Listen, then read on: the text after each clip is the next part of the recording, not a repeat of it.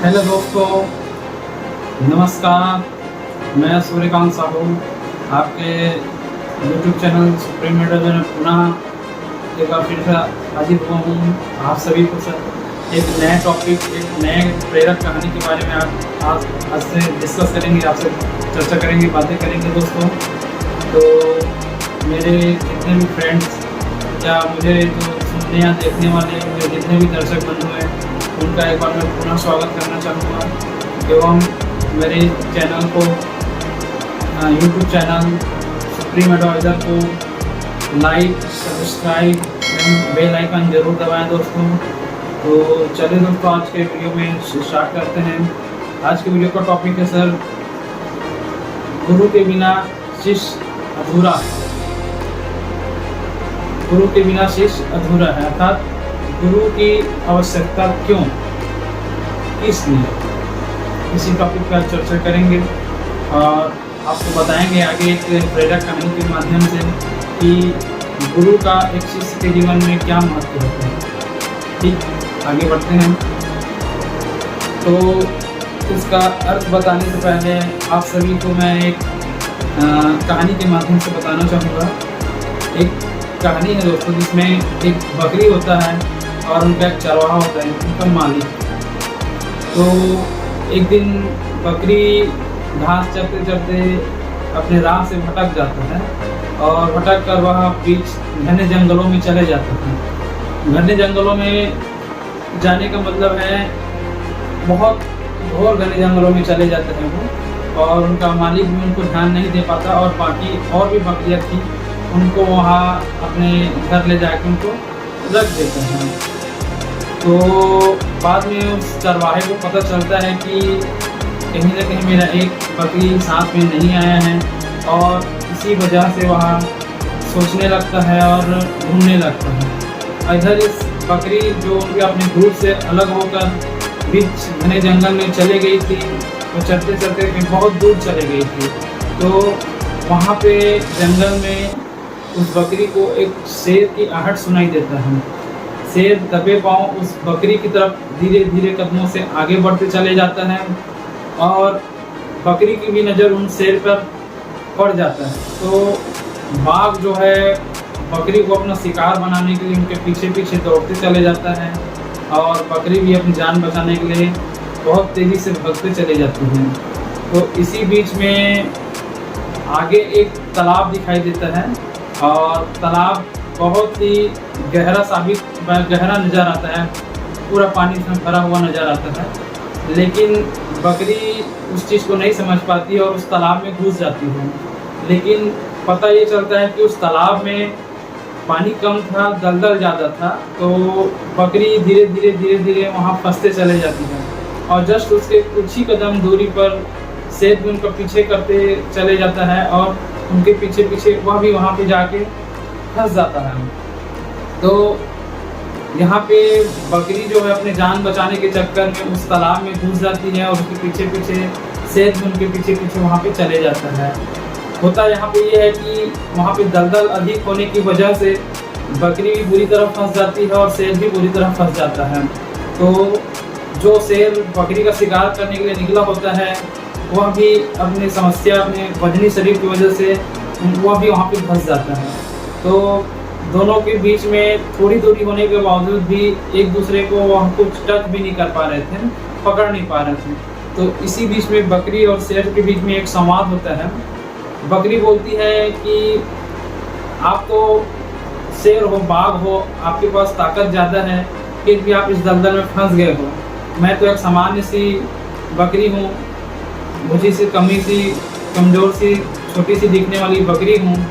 मेरा तो हालात ऐसे भी फंसा हुआ है, तो मेरा वापस निकल पाना तो संभव नहीं। लेकिन आप तो शेर हो, जंगल के राजा हो, आप तो निकल सकते हो। ऐसा इन दोनों के बीच में संवाद होता है। शेर बोलता है कि तू भी फंसी है, मैं भी फंसा हूँ, दोनों की जान जा रही है, तुम्हें बात सूझ रही है करके शेर दहाड़ने लगता है। फिर बकरी पूछती है कि आपका कोई मालिक है? तो शेर जवाब देता है कि मैं तो जंगल का राजा हूँ, मेरा कोई मालिक नहीं है, जो भी डिसीजन लेना है, जो भी काम करना मैं अपने सेल्फ स्वयं से करता हूँ। फिर बकरी बोलती है लेकिन मेरा तो मालिक है।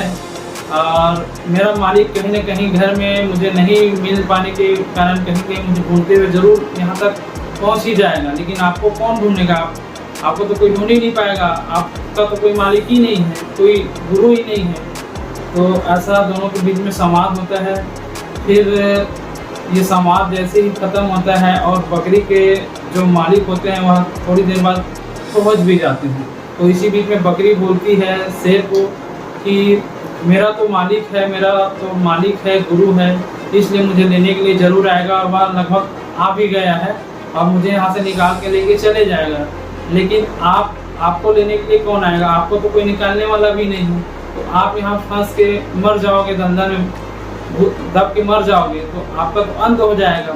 ऐसा करके इन दोनों के बीच में एक संवाद होता है और बकरी का मालिक आता है, सिर्फ जैसे संवाद होता है उसी अनुसार उस बकरी को वहाँ बाहर निकाल के लेके चले भी जाता है। इसी बीच में बकरी और उनका मालिक शेर की तरफ देखते हैं कि नमी आंखों से देखते भी हैं और उसको चाह कर भी नहीं निकाल पाते हैं, क्योंकि शेर एक हिंसक पशु है। हिंसक पशु होने की वजह से यदि उनको बाहर निकाल भी लेते हैं तो वह उन्हीं के ऊपर हमला करके, उनके ही प्राणघातक हमला करके उनके जीवन को समाप्त कर देंगे। इसलिए वह बकरी और उनका मालिक उस शेर को वह वहाँ से चाह कर भी नहीं निकाल पाते हैं और वहाँ से आगे चले जाते हैं। तो इस कहानी में आप लोगों को यह बताने का प्रयास मैं करना चाहूँगा दोस्तों कि हम जब कभी भी कोई काम कहीं पे भी कोई काम करते हैं, कोई काम प्रारंभ करते हैं, चाहे वह कोई सा भी काम हो, तो हमें कहीं न कहीं एक गुरु की आवश्यकता ज़रूर होती है। गुरु के बिना जीवन अधूरा है, संघर्ष अधूरा है, कार्य अधूरा है, सब चीज़ अधूरा है। तो हम किसी भी क्षेत्र या कहीं भी कोई सा भी काम करें, गुरु की आवश्यकता ज़रूर पड़ेगी दोस्तों, ज़रूर पड़ेगी। इसमें इस कहानी से हमें यह पता चलता है कि अगर उस बकरी का मालिक गुरु के समान होता है, यदि उस बकरी का मालिक उसको अगर नहीं ढूंढता या वहाँ पर नहीं पहुँच पाते, तो उस बकरी का भी उस दलदल में फंस जाने की वजह से उनका भी मृत्यु हो सकता था। लेकिन उनका मालिक को चिंता था अपने शिष्य का, इसलिए वहाँ पे वो पहुँच गए, वहाँ पे उसको बचाने के लिए पहुँच गए। लेकिन शेर का कोई गुरु नहीं था, कोई मित्र नहीं था, इसलिए उस शेर को वहाँ तक निकालने के लिए कोई पहुँच ही नहीं पाया।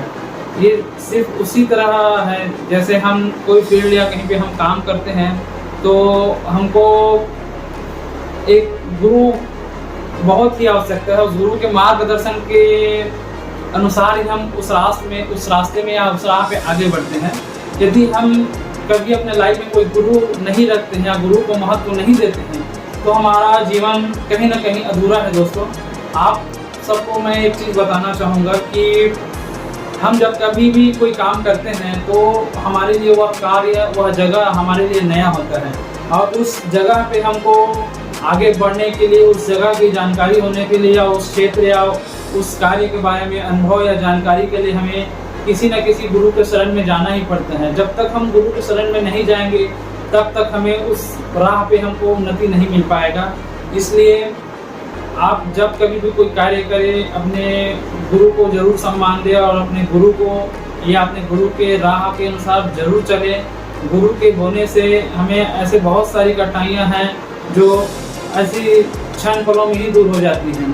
तो फ्रेंड्स, आपको इस कहानी के माध्यम से एक प्रेरक उद्बोधन एवं मोटिवेशनल कहानी के माध्यम से आपको बताने का प्रयास किया हूँ कि आप अपने लाइफ में कभी भी कोई भी काम करें, अपने गुरु का जरूर सम्मान करें, अपने गुरु का ध्यान जरूर रखें और गुरु के बताए हुए मार्ग पे आपको जरूर अग्रसर होना चाहिए। इससे निश्चय ही आपके भविष्य में सफलता की प्राप्ति होगी। आप उच्चतम ऊंचाइयों तक पहुंचेंगे और अधिकतम से अधिकतम लाभ अर्जित भी करेंगे। गुरु हमारे लाइफ में कितना महत्व होता है यह तो एक अच्छे शिष्य से ही बता सकते हैं। हम जब तक गुरु किसी भी रूप में आ सकते हैं, किसी भी प्रकार से भी हो सकते हैं।